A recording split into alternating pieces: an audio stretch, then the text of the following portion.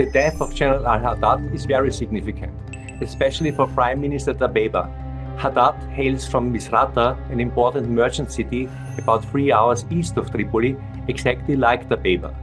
And the key role of al-Hadad was to ensure the loyalty of the mighty militias of the city of Misrata to the government.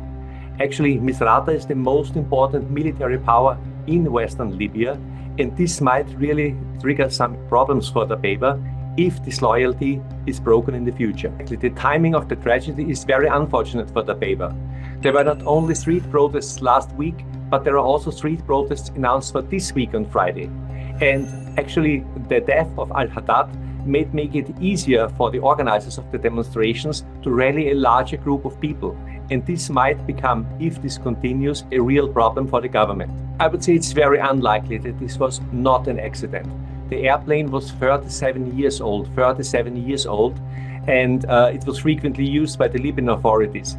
Allegedly, the condition of the plane was not the best one. Nevertheless, the Misrata militias might use this opportunity to raise their voice against the government. The Misrata militias are not as united as they were before, and actually they are divided. Part of them is fully in support of Dabeba, and the others are quite critical.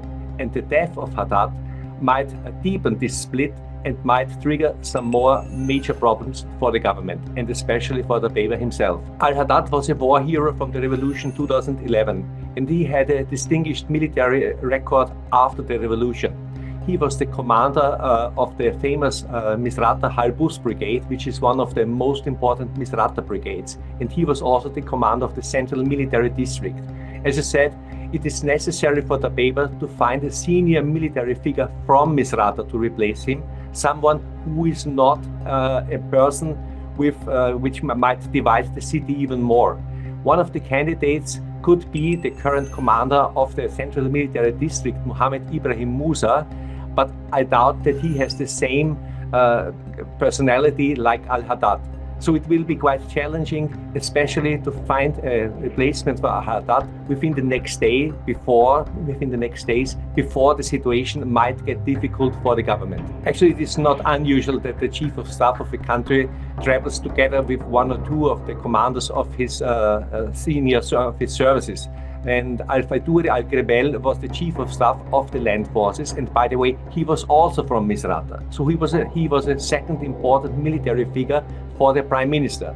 And what is even more remarkable is that Al-Grebel was a member of the so-called 5+5 Joint Military Commission. This is a permanent body established by UNSMIL, by the UN mission in Libya, to maintain military contacts between the East and the West.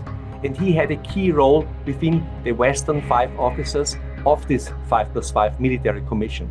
So also his loss is a very severe blow for Dabeba and for the military in Western Libya.